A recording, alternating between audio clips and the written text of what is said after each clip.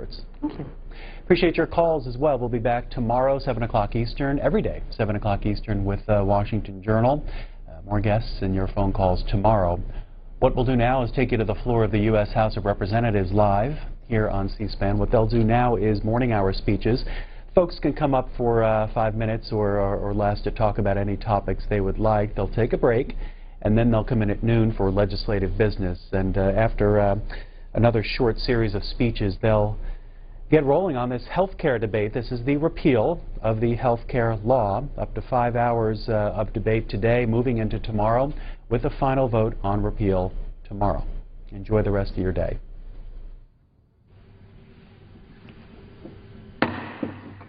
The House in order. The chair lays before the House a communication from the Speaker.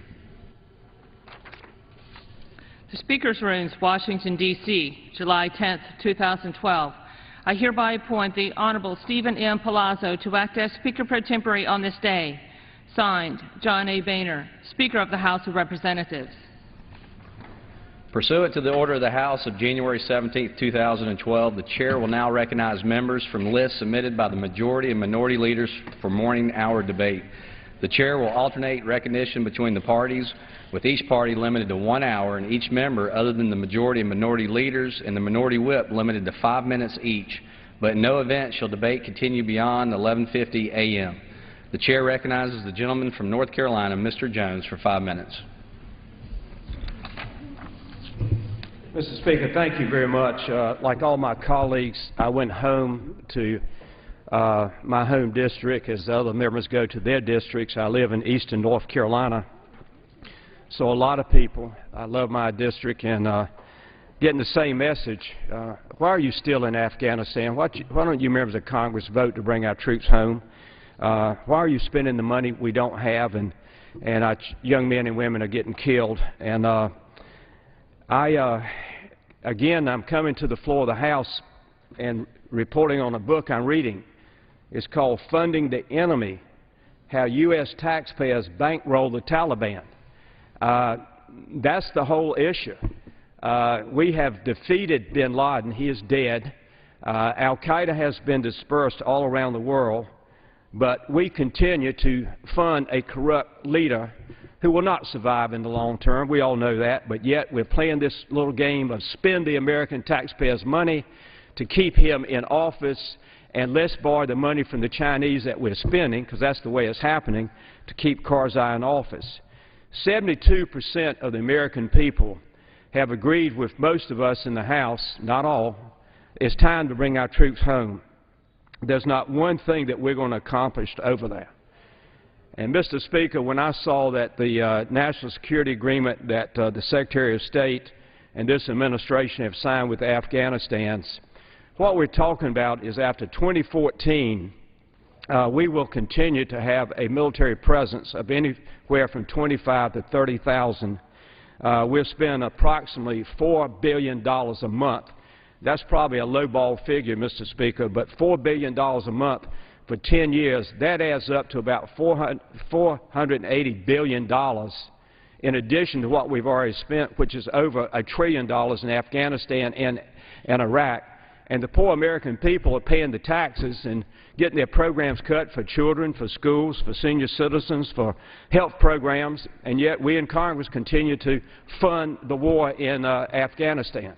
Mr. Speaker, this book is an eye-opener to the fact that the Taliban are the biggest recipients of our taxpayers' money, going to pay to kill American kids. A part on this book, I'm going to keep bringing this to the floor till I finish the book. I'm about halfway through. But a summary says this is the first book to detail the toxic embrace of American policymakers and careerists, Afghanistan kleptocrats, and the opportunist Taliban. The result, U.S. taxpayers have been footing the bill for both sides of a disastrous Afghan war. Mr. Speaker, this past weekend we had 8 Americans killed. 8 Americans killed. I write families. I have signed over 10,740-some letters to families across this nation because I bought the lie by the previous administration that said Saddam has weapons of mass destruction, which he never did have those weapons. So I will continue to come to the floor at least once a month, once a week, several times a month, and talk about the fact that if I could buy this book for every member of Congress, it's called Funding the Enemy, How U.S. Taxpayers Bankroll the Taliban. And then when I listen to our debates on the floor, sometimes part of it, sometimes not, talking about cutting federal programs for those people who need it the most, but yet we will find that $8 billion a month to send to Karzai. We'll keep sending our soldiers, Marines, sailors, and airmen over there so they can be shot and killed, have their feet blown away. It's time for this Congress to wake up. And when we debate the appropriations bill for the Department of Defense, I hope we will be permitted to bring amendments one after another to the floor, asking members of Congress to bring our troops home. Mr. Speaker, with that, I will close my comments by asking God to please bless our men and women in uniform. I will ask God to please, in His loving arms, hold the children, the families who've lost children in Afghanistan and Iraq. I will ask God to please bless the House and Senate, that we will do what is right in the eyes of God for God's people today and God's people tomorrow. I will ask God to please bless President Obama, that he will do what is right in the eyes of God for God's people today and God's people tomorrow. I will close by asking 3 times, God please, God please, God please continue to bless America. Now yield back. The gentleman yields back. The chair recognizes the gentleman from Oregon, Mr. Blumenauer, for 5 minutes. Thank you, Mr. Speaker. This week, the House Agriculture Committee will consider not just the Farm Bill, but it's also one of the most important pieces of health legislation, environmental legislation, and vital economic development for rural America. It should be on the radar screen of every member of Congress, whether they represent rural or urban districts. All of our constituents benefit from a vibrant agricultural sector. The House is looking at its own legislation. The Senate has passed a bill. I must say the Senate bill was a start. There are some provisions in it which I think are worthy of support, but it falls short in overall reform. There is no reason at an era of great concern about reducing federal deficit spending, about improving nutrition and strengthening rural America, that we can't do a better job. Currently, the majority of farmers and ranchers get no support from the federal government, and the assistance is concentrated in the hands of a few. The opportunity for us to look carefully at the House draft and hopefully improve upon it. One particular area deals with the cap on commodities and risk management. The Senate bill has at least a modest reduction dealing with direct payments, but the House would increase, the draft would increase those provisions to $125,000, $250,000 for married couples, an incredibly high limitation. And sadly, the House draft would leave intact current loopholes that allow many wealthy non-farm investors to collect multiples of the existing payment cap. Another area of significant agricultural subsidy that cries out for reform is the area of crop insurance. This is something that analysts, independent analysts, have looked at for years. Too much of this is concentrated for a few. It puts too much burden on the individual taxpayer and has too much benefit for those who need it the least. In the House proposal, there is no requirement to link the recipient of crop insurance to the protection of soil and wetlands, thereby compounding future losses. And it does not reduce the subsidy rate for wealthy farmers and investors with high adjusted incomes. Most concerning is the new provisions that are termed shallow loss revenue, where they are replacing new long-term protections that really come at a potential very high price tag. Instead of moving forward for this being an area of subsidy, it has been noted by independent analysts that if commodity prices fall over the course of the next decade significantly, all of the purported savings would disappear under this enhanced shallow loss provision. There are unwise reductions in the conservation and energy titles. In fact, there's no funding whatsoever in the energy title in the House bill, unlike at least the Senate bill with $800 million. But it is a significant reduction in the conservation stewardship program. It would limit the enrollment to 9 million acres as opposed to the current 12.8 million acres that are available. Now, this is despite the fact that currently, with a 30% higher level, 50% of the farmers who want to take advantage of this to protect the land and promote habitat for wildlife and water quality are turned away. Another provision that looks like an improvement is actually a problem. It increases the EQIP program, the Environmental Quality Incentives Program. It increases the limitation to 150%, to $450,000. But what this does is open the floodgates for very large confined animal feedlots that are going to end up swallowing most of this money and not making it available for others. At the same time, it reduces the amount available for organic farmers. I hope my colleagues will look carefully at this legislation because we need to do better for America's farmers and ranchers, for wildlife and the environment, and for the taxpayer. The gentleman's time has expired. The chair recognizes the gentleman from California, Mr. McClintock, for 5 minutes.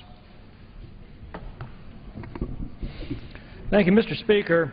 In the wake of the Supreme Court decision on the so-called Affordable Care Act, the House will once again take up the imperative of repealing it.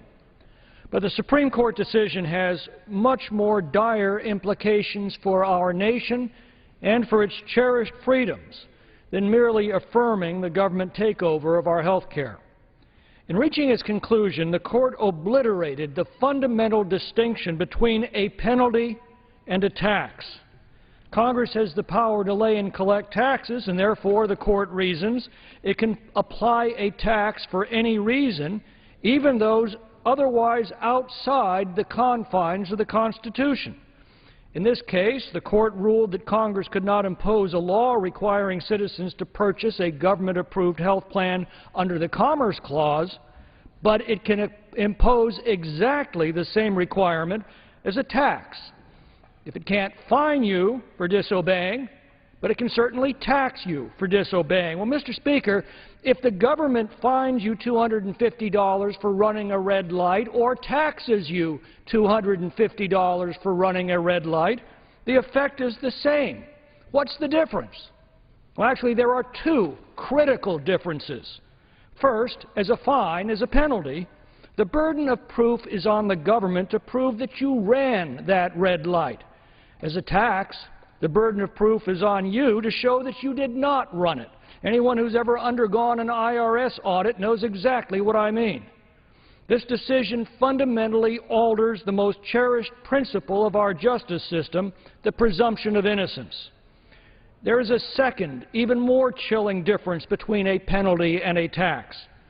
Under our Constitution, no penalty can be assessed without due process. You cannot be punished until you have had your day in court. But to challenge a tax, you must first pay that tax before you can seek redress through the court. You are punished first and then tried. This is the madness of Lewis Carroll's Red Queen brought to life. Sentence first, verdict afterwards. Under this decision, Americans may now be coerced, under the threat of the seizure of their property, to take any action the federal government decrees without any constitutional constraint, enforceable in a manner that denies both presumption of innocence and due process of law. By this reasoning, it can now tax speech it finds offensive, tax people who choose not to go to church or people who do, tax people who own guns or people who don't. As long as we call it a tax under this decision, there are no limits to the power of the federal government. I believe this decision will go down in history as one of the most deplorable ever rendered, taking a place of infamy next to Dred Scott.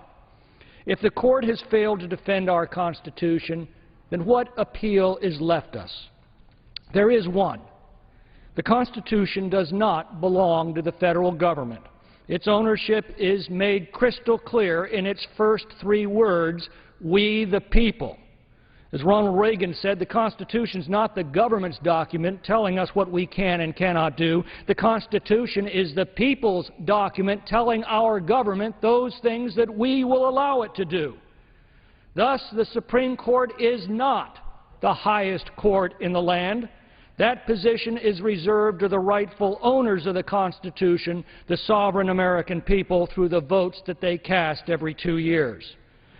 The infamous Alien and Sedition Acts were never struck down by the court, but the American people did that in the election of 1800. The Supreme Court declared that American slaves were outside the protection of the Constitution when it struck down the Missouri Compromise, but the American people reversed that decision in the election of 1860.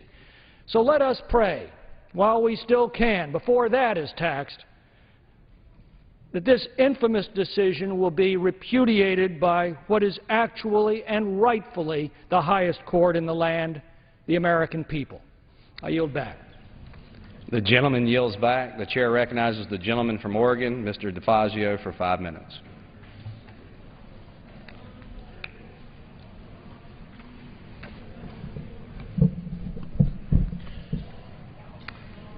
Repeal and replace. If multiple failed attempts constitute delivery on a promise, the Republicans have delivered in spades. Today, the House of Representatives, for the 31st time in this session, will take up legislation to repeal all or part of the Affordable Care Act, so-called Obamacare. 31 attempts tying up the floor of the House. One's enough. We already did it the first or second day we were here. Senate's not going to take it up. But repetition is their mantra here for pretend legislation.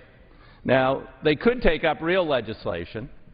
In fact, they had an opportunity as part of today's faux repeal to take up my legislation, which passed the last House of Representatives with a massive bipartisan support, which would provide lower health care costs and health insurance costs for every American.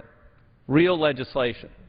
Now, why won't we do that? Well, maybe because it would upset the insurance industry, and they're awfully generous at campaign time on that side of the aisle. Maybe, I don't know why.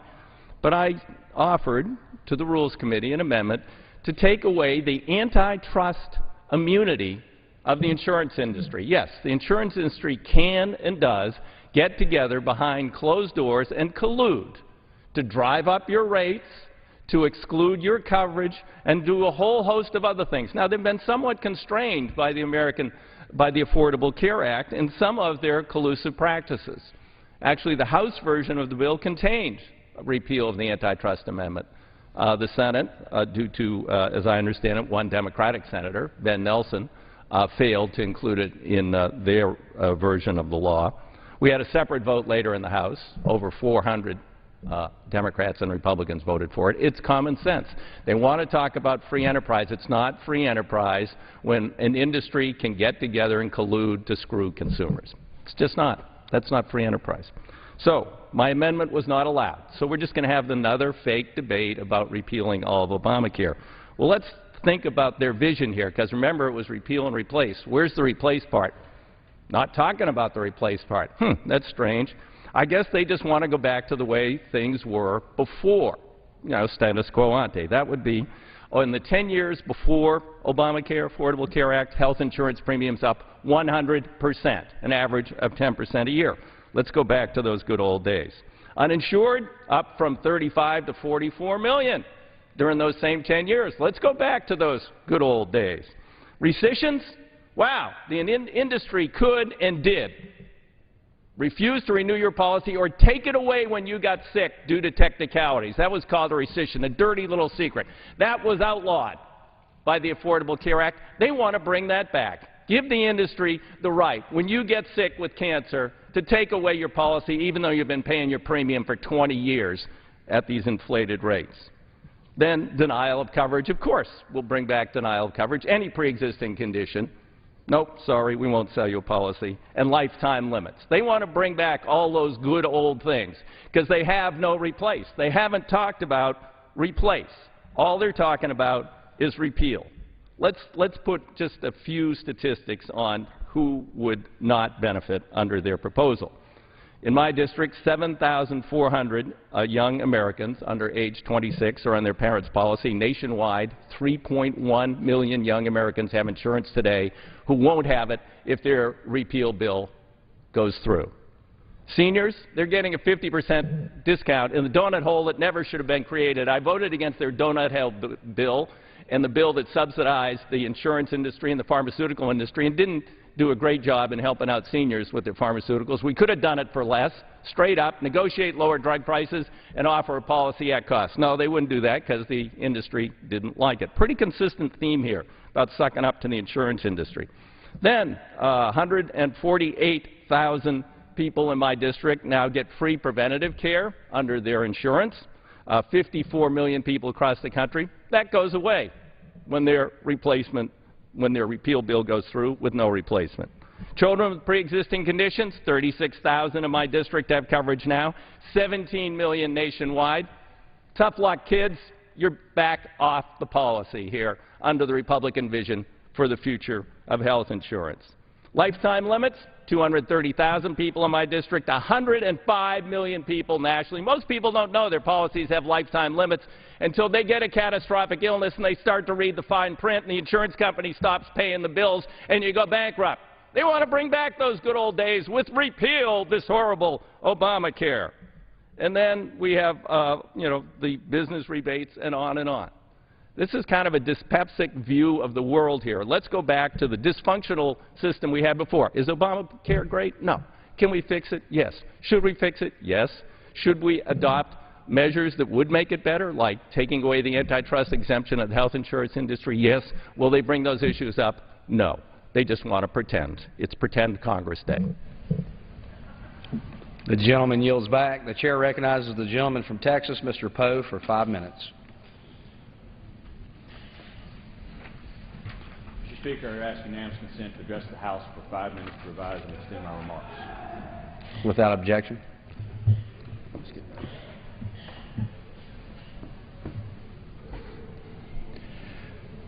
Mr. Speaker, Bangladesh national and illegal immigrant Shaqqa Islam was convicted in 2008 of promoting sexual performance of a child. After he served his sentence in New York, an immigration judge ordered Islam to be deported back to where he came from. But Bangladesh wouldn't take back their criminal deviant. They did what many countries do, delayed until by law he was released back onto the streets of America. As other countries are well aware, U.S. law does not allow indefinite incarceration. 6 weeks after his release, Islam struck again at another victim. On a cool evening in November in New York, 73-year-old grandmother Lois Decker, a mother, a grandmother, retired school cook, a Sunday school teacher, was walking home from the grocery store. Islam stalked her and followed her into her home and murdered the defenseless grandmother.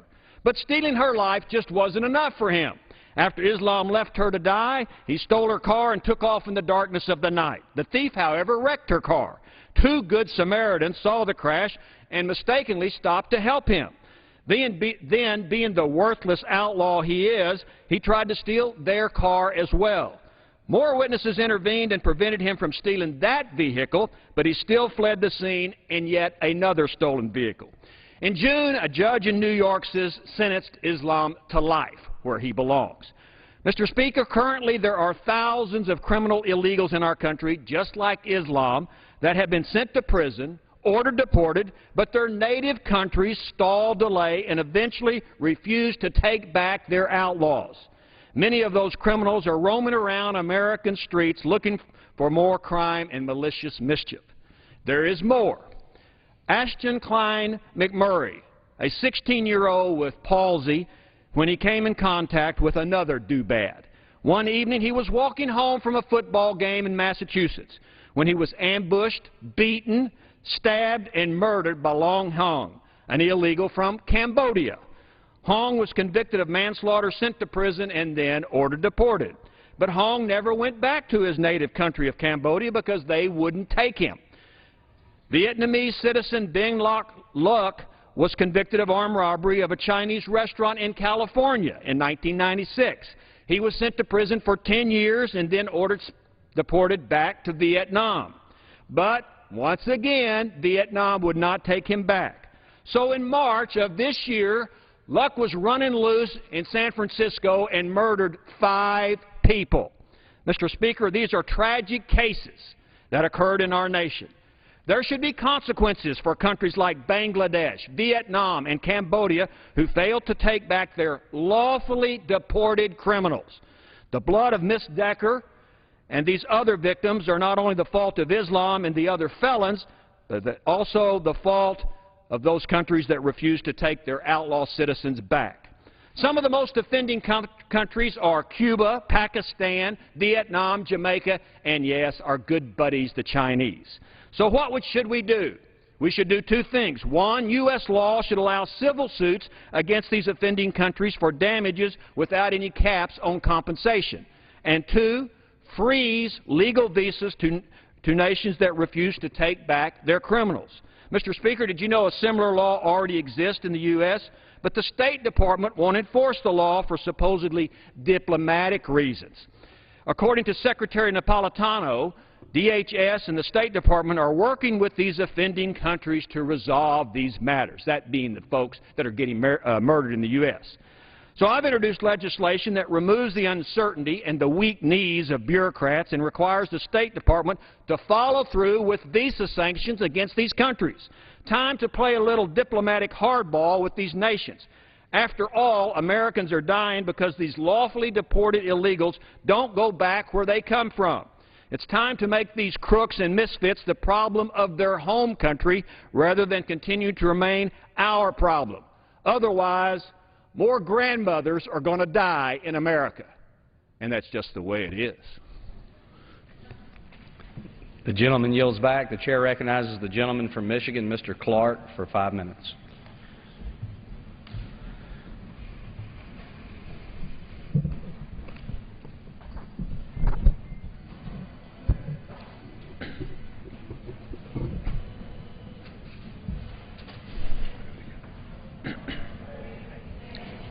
Thank you, Mr. Speaker.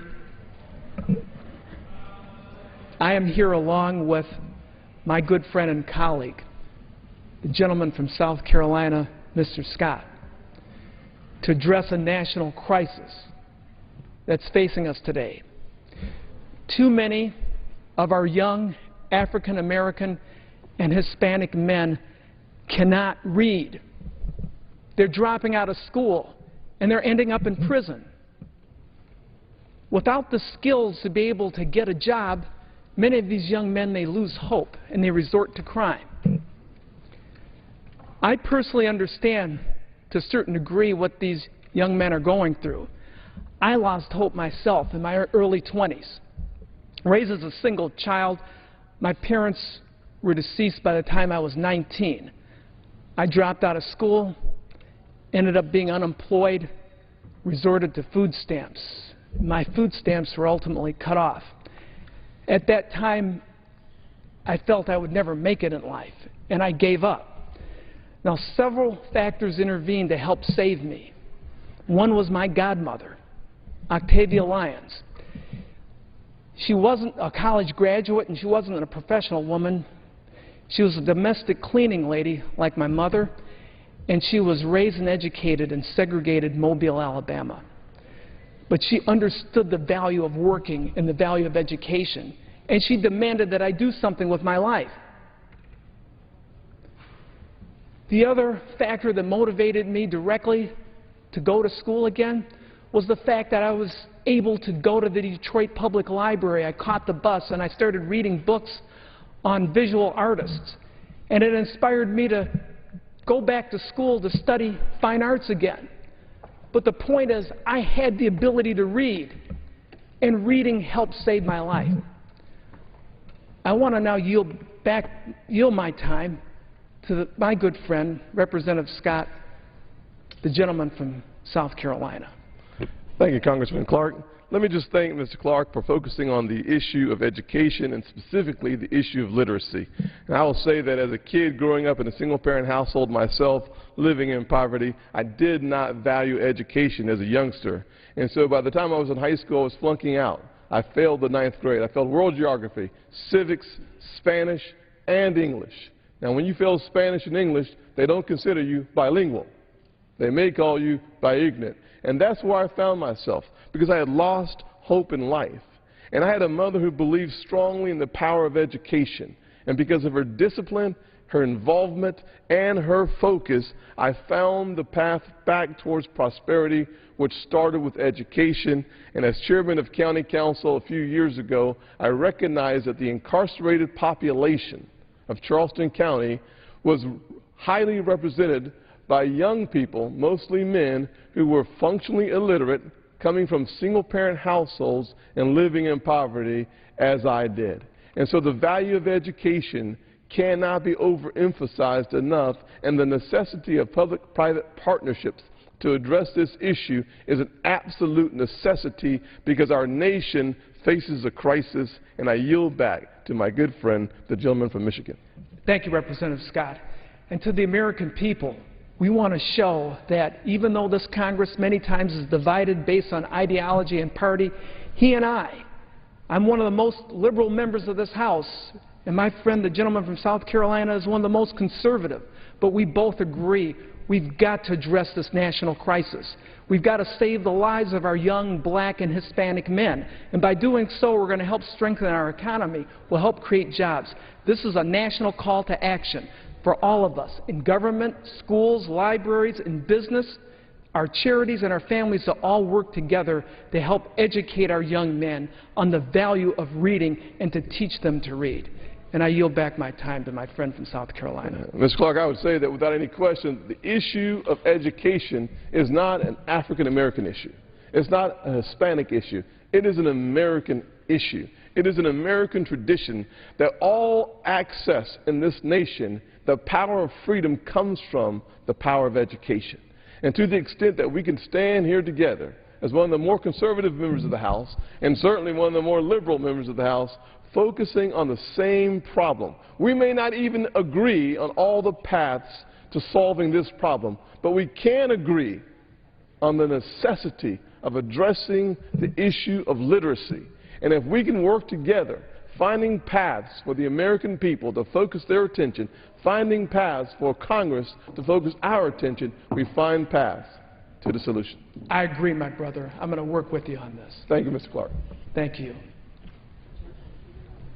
The gentleman yields back. The chair will receive a message. Mr. Speaker, a message from the Senate.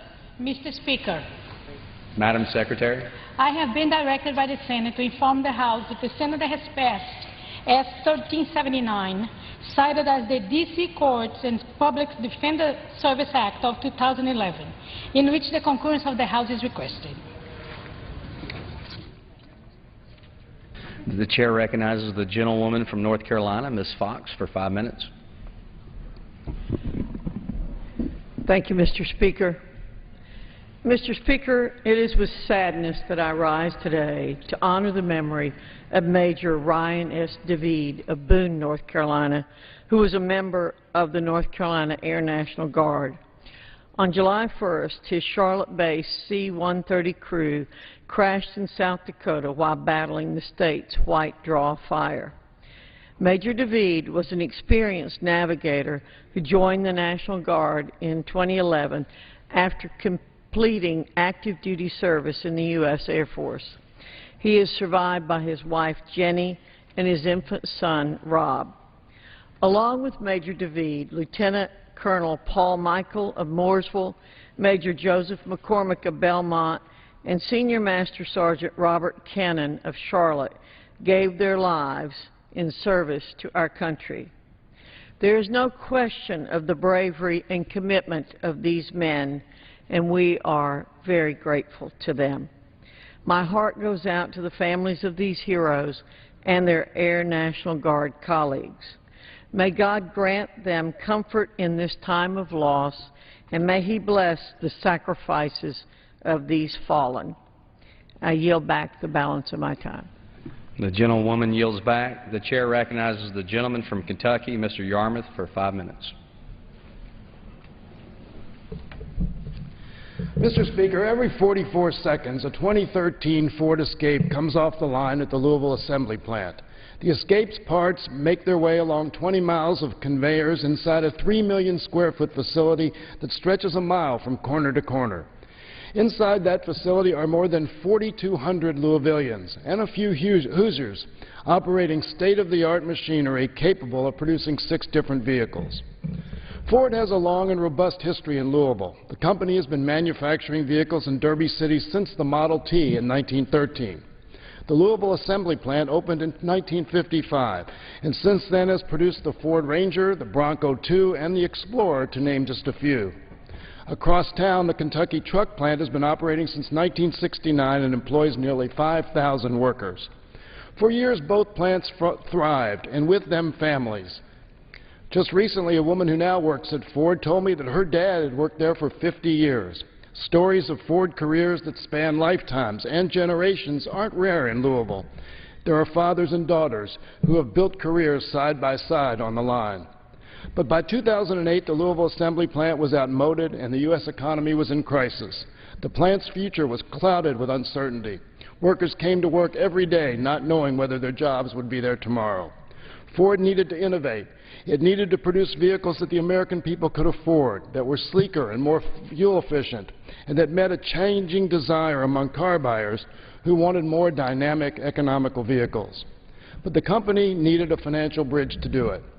In Congress, I worked to include the Advanced Technology Vehicles Manufacturing Loan Program in the Energy and Independence and Security Act of 2007.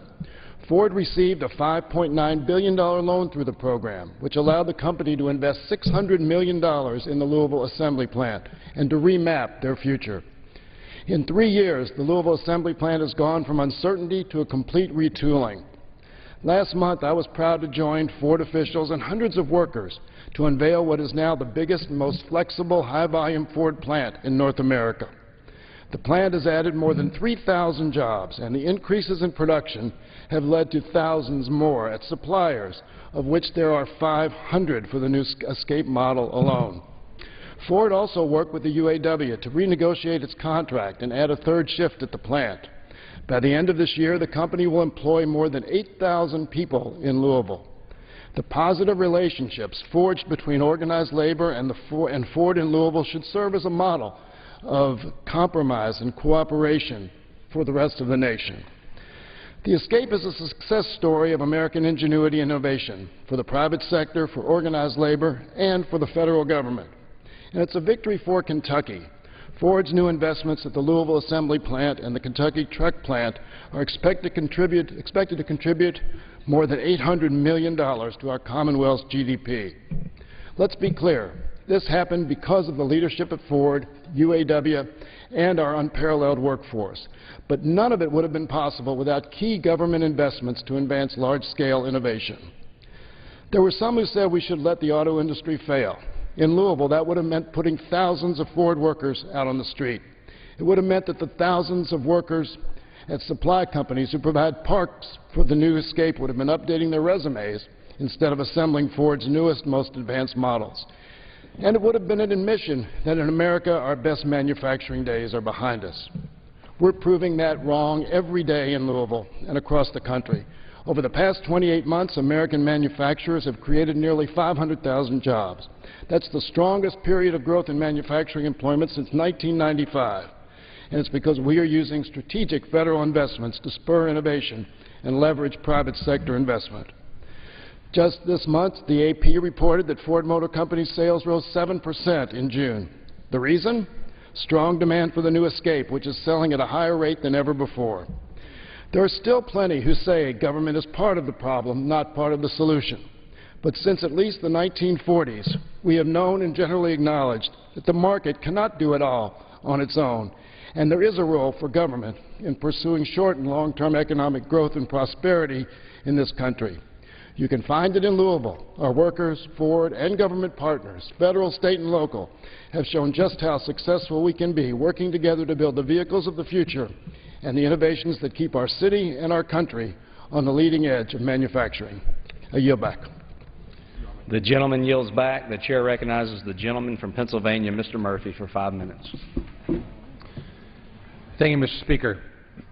Last week when we received some unemployment numbers, or employment numbers of 80,000 new jobs, it was a bleak statistic telling us that now we were in our 41st straight week where unemployment was above 8%. Of course, the real unemployment numbers are saying that there's 23 million Americans out of work or looking for work, people who are unemployed or underemployed based upon their skill set and taking whatever job they can get. But put this 80,000 new jobs in an additional context, and it is of deeper concern. This year, 3.1 million students graduated from high school. 1.7 million graduated with a bachelor's degree from a program. Add to that list also those who have an associate degree or simply dropped out of school. We recognize those 80,000 new jobs are barely a drop in the bucket. Also note that among those who are college graduates recently, 53% of them are underemployed, that is, working in a job below the qualification levels which they have achieved. About 1.5 million under age 25 in 2011 were jobless or underemployed, the highest in at least 11 years. In the year 2000, the share was at a low of 41%. Now, families are concerned because they don't want more unemployment checks when they can be getting an employment check. They need jobs to pay for their food and their housing, to pay off loans for their cars and schools, to save something for retirement or save something for other family needs for the future. But put this in the context of other increases families have had to face in the last few years. The increased cost for gasoline in the last 3.5 to 4 years is about $2,200 per year per family. The increased cost of electricity with new coal regulations put forth by the EPA will cause families' electric bills to rise by $300 to $400 per year. The new coal regulations are estimated to lead to a loss of 180,000 jobs per year. Consol has announced laying off 318 miners. Arch Coal has laid off 750 miners in Kentucky, West Virginia, and Virginia. Alpha notified employees in 4 West Virginia mines at a loss of another 100 jobs. The coal regulations are such, from the EPA, that we've had no new coal-fired power plants permits granted for the last few years. Simply no plants are being built and ones are being closed down. And yet we have a massive amount of coal which we can use to create clean energy if the EPA would allow us to build some newer, cleaner plants. I mean, look at the things that with sulfur dioxide, there's been a 56% decrease, and with nitrous dioxide, a 38% decrease since the 1970s, while coal has tripled in its use. Mercury emissions have decreased by 60% since the 1950s, and we can do better. We also note that we can have new jobs from offshore drilling, and although the House has passed such a legislation, the Senate and the White House have blocked it. If we drill for oil and natural gas, several things can happen. One, it can free up $2.5 to $3.7 trillion, which we can use to invest in infrastructure of roads and highways and bridges and locks and dams and water and sewer projects. But as long as those areas are blocked, we cannot reap the benefits from that. Instead, we continue to spend money to protect OPEC oil fields and have a trade deficit of $127 billion last year with OPEC. And sadly, of course, there is that immeasurable cost of having our soldiers, sailors, airmen, Marines fight overseas and fighting Taliban and al-Qaeda funded with OPEC oil profits. And finally, we have the increased cost of health insurance. Kaiser Family Foundation estimated it costs the average family about $1,200 more since we passed the health care bill here, and median income for families is down $4,300. There are solutions that the House and Senate and the White House can work at together, but much of this in the area is using our domestic energy, and stop saying no to domestic energy.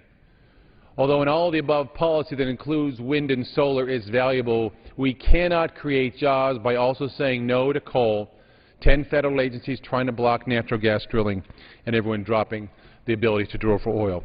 We have solutions. We have answers. We only have to have the will to pass these. And with this, I yield back. The gentleman yields back. The chair recognizes the gentlewoman from the District of Columbia, Ms. Norton, for 5 minutes.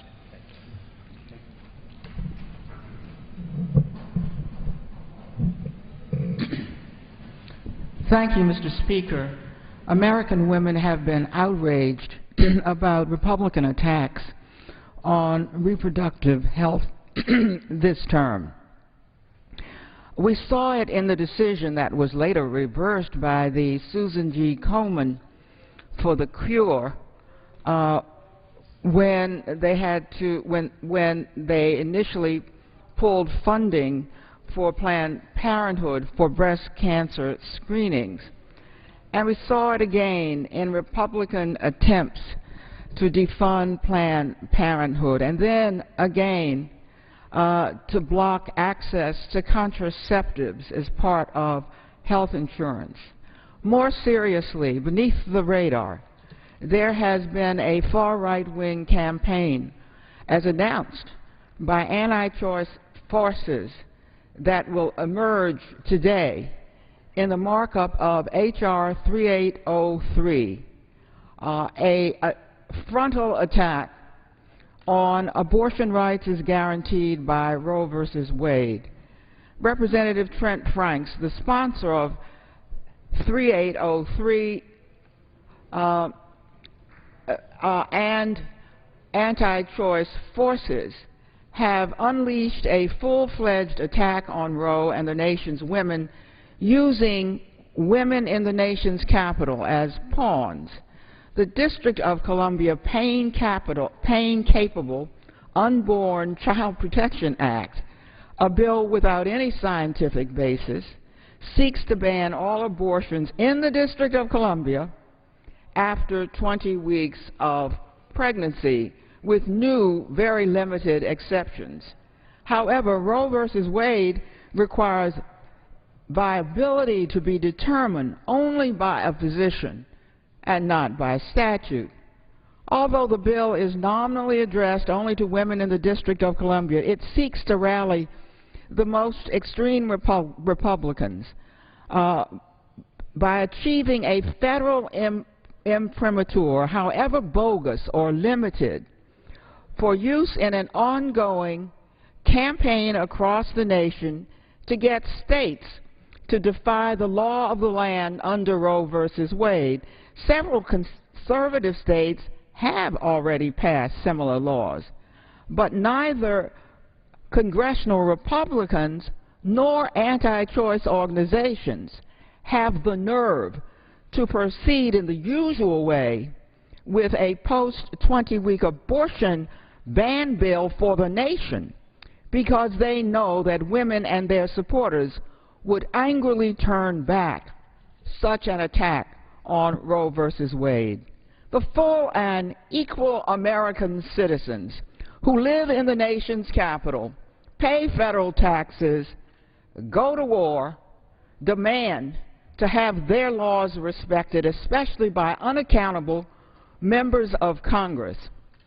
By moving the post-20-week abortion ban only in conservative states and targeting the district which has no vote on such a bill on this floor, even though it affects only our residents, Republicans show they lack the courage of their own convictions and the courage to make this bill apply nationally, even in a Republican-controlled House where they would surely win.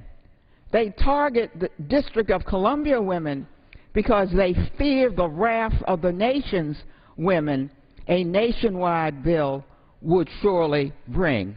Well, we will not stand by as Republicans who claim to favor small and local government attempt to pass legislation affecting my constituents but not theirs in an act of disdain for the Federalist principles they profess. Fortunately, this bill markup today has helped us and pro-choice organizations and American women alert women across the United States that the D.C. label on this bill is a cover for a bill that seeks to undermine the reproductive rights of women in the United States across our country. Women have been watching closely ever since the first attacks on reproductive health in this House this term. With the post-20-week abortion bill, Republicans have left no doubt that reproductive freedom of Americans' women depends upon a Democratic Congress and a Democratic president. The gentlewoman's time has expired. The chair recognizes the gentleman from Pennsylvania, Mr. Thompson, for 5 minutes. Thank you, Mr. Speaker. Mr. Speaker, I rise today to recognize Alan Lamb, the President and CEO of Ag Choice, who will retire at the end of the year after decades of service to the agriculture community. Ag Choice is an agriculture credit association that provides a broad range of financial services to farmers and foresters all across Pennsylvania. Under Alan's leadership, Ag Choice has become a leading institution supporting the credit needs of farmers, as well as the mortgage credit needs of rural homeowners for communities across the 5th District of Pennsylvania and throughout the greater Commonwealth of Pennsylvania. Even under a tough economy, Ag Choice has consistently stayed financially sound while offering outstanding service and support to our agriculture communities. With 32 years of service in the farm credit system, Alan has spent his professional career as a champion for agriculture and the individual farmer. We owe him a great deal of thanks for his tireless work and his committed leadership. And I want to thank you for your service, Alan. Wish you well in your retirement. And Mr. Speaker, I yield back the balance of my time. The gentleman yields back. The chair recognizes the gentleman from New York, Mr. Higgins, for 5 minutes. Mr. Speaker, the Republican majority of this House is holding the American people and its economy hostage in a cynical ploy to keep the economy from growing and creating jobs. In the year 2000, 12 years ago, the federal budget had a $258 billion surplus that was a direct result of having created 22 million private sector jobs under the Clinton administration. New road and bridge projects were funded, and American businesses were providing the labor and equipment to help rebuild the nation's infrastructure. In the year 2001, the new Republican administration came in and looted a surplus that they didn't create to finance 2 tax cuts we couldn't afford and 2 wars that took over $1 trillion out of the American economy. They ruined the American economy by losing more jobs than in any period in the past 60 years and created a financial crisis not seen since the Great Depression. The Republican Party and their failed policies took us from record surplus to record deficit. In 2009, the Republicans handed this mess over to the current president and have vowed not to help him rebuild this nation and its economy. They have created a phony debt limit crisis that reverberated throughout the American economy and the financial markets. The debt ceiling crisis cost American investors $18 million and led to a downgrade of the nation's credit rating. This debt limit crisis imposed a tax on the American people that did real and permanent damage.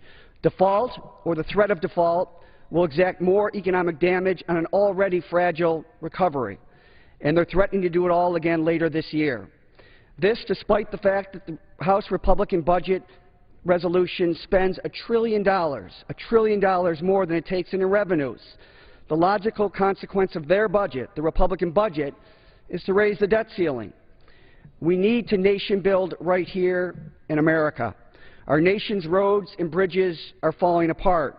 You have 69,000 structurally deficient bridges in this nation. Every second of every day, 7 cars drive on a bridge that's structurally deficient.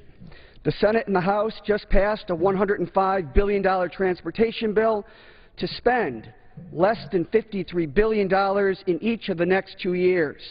While it is something, it is weak. In fact, it's pathetically weak. And will fill a few potholes, surely, but won't reconstruct roads and bridges. It will create some jobs, but won't put a dent in the unemployment rate. We need to do nation building right here at home, here in America. Congress just spent $65 billion rebuilding the roads and bridges of Iraq, a nation of 26 million people. You just spent $78 billion rebuilding the roads and bridges of Afghanistan, a nation of 30 million people. And all you could come up with is $53 billion for nation building in America, our nation, a nation of over 300 million people. The American Society of Civil Engineers gave us a D grade, and they and the United States Chamber of Commerce agreed that the poor quality of America's infrastructure costs our economy hundreds of billions of dollars in lost growth. To grow this economy and create jobs, we need to invest in rebuilding the roads, bridges, water, and sewer systems of this country. According to the New America Foundation, a 5-year, $1.2 trillion American rebuilding plan would create 27 million jobs. In the first year alone, the economy would add 5.2 million jobs, or 433,000 jobs each month, and the economy would grow by over $400 billion. Unemployment would be reduced to 6.2% in the first year alone and 5.6% in the second year. This is a real and compelling jobs plan. The best tax policy is to bring back into the economy lost taxpayers and to buy labor, materials, equipment, and services from American small businesses. Austerity didn't work in the United States in 1937. It didn't work in Japan in the 1990s. It's not working in Europe and the United States today. To grow the economy, we need to invest and save. House Republicans need to stop whining about China and stand up for America. The gentleman yields back. The chair recognizes the gentleman from Ohio, Mr. Stivers, for 5 minutes.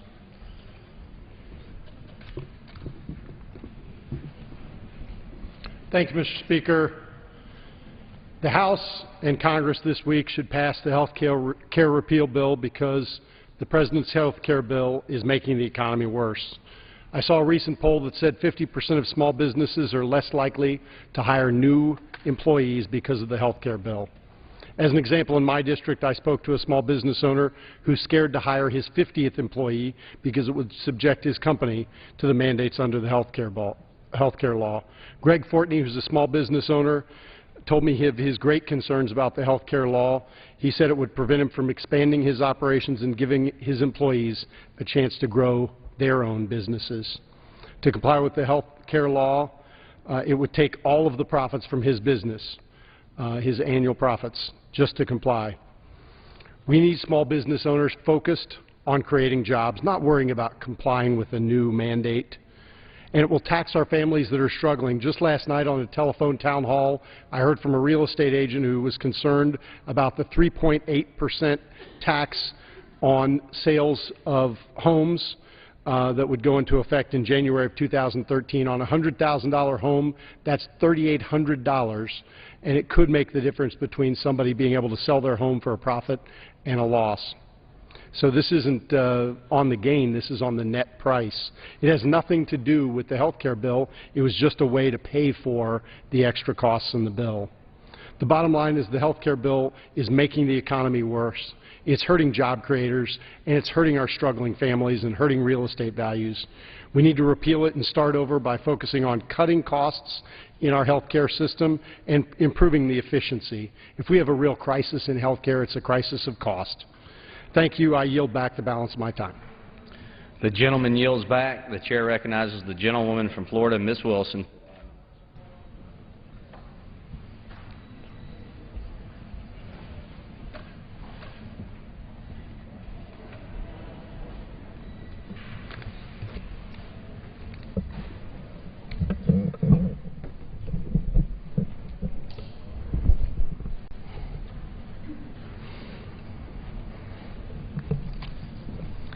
Mr. Speaker, Obamacare was coined by the Republicans to mock the wonderful Affordable Care Act passed by Congress in 2010 and signed into law by President Obama. The recent Supreme Court decision proves that Obamacare was the perfect nickname because President Obama cares. He cares about you. He cares about me. He cares about my friends on the Democratic side of the aisle, and he cares about my friends on the Republican side of the aisle. He cares about all Americans. President Obama cares about us, and he thinks that we should not have to worry about going broke just because someone in our family gets sick. Because Obama cares, every American has the right to affordable health care, and yet the Republicans hate it with every fiber of their being. Why? Don't Republicans get sick too? Don't Republicans worry about having to file for bankruptcy just because someone in their family gets sick? Don't Republicans go to the emergency room with no insurance? Later this week, the Republicans will vote to repeal a law that proves that Obama cares. Not repeal and replace, as they said they would do when they made their pledge to America, just repeal. In other words, get rid of it, period. How can the Republicans explain to their constituents the repeal of a law that affords health care for everyone? Are they trying to send a message that Republicans don't need health care? Republicans are not robots. They get sick. They need surgery. They feel pain. They hurt. They cry. They mourn. They weep. Access to affordable health care is a basic right. It's not a Republican right, a Democratic right, or an independent right. It's a basic right for all Americans. Hello? If you're out there somewhere in America today and you feel you don't need health care because you are invincible, well, you are not. Do you feel that the rest of us should pay your medical bills? Enough of that already. Do you feel that those less fortunate should suffer needlessly? Then you need to pray to your God for forgiveness. You must care. You must care about the less fortunate, the working poor, the foster child, the disabled, the elderly, the mentally ill, the homeless, those racked with pain. And all of Congress must care. The Affordable Care Act shows that Obama cares. He cares enough to include a provision that ensures our children can no longer be denied health care because of a pre-existing condition. Obama cares enough to include a provision that allows students and young people under 26 to stay on their parents' health insurance plan no matter where they live. Obama cares enough to add language that closes the Medicare donut hole so that seniors pay less for their prescription drugs. They no longer have to decide whether to fill their prescriptions or buy some food. Obama cares enough to put in provisions that insist that insurance companies cannot drop your coverage when you get sick, or that prohibit insurance companies from placing annual and lifetime limits on your health care. Life is so unpredictable. And Obama cares enough to include a provision that prevents insurance companies from charging higher premiums for women just because they happen to be women. The laws of our land says that if you have a car, you must insure that car. If you have a mortgage, you must insure that mortgage. If you have a body, insure it. Keep it healthy. Get your checkups. Take your medication. What is more important to you, your luxury car, your beautiful house, or a healthy body? Every member of Congress has wonderful health care insurance, and our pharmacy bills are so cheap, it's unbelievable. It's simply great being covered by my health care in Congress. Shouldn't we want the same for our constituents who sent us here to serve them? Shouldn't we care? President Obama cares. Nancy Pelosi cares, Steny Hoyer cares, James Clyburn cares, John Larson cares, Xavier Becerra cares, and I care. Republicans out there, can you hear me? You should make all members of the U.S. House of Representatives care. Contact and let them know that everyone needs the same health care amenities that they enjoy. Don't be hoodwinked by the tax rhetoric. Listen to the facts. Read the fine print. You deserve access to affordable health care. You need affordable care. Power to the people, power to Obamacare. Mr. Speaker, I yield back the balance of my time. The gentlewoman's time has expired. The chair recognizes the gentlewoman from California, Ms. Woolsey, for 5 minutes.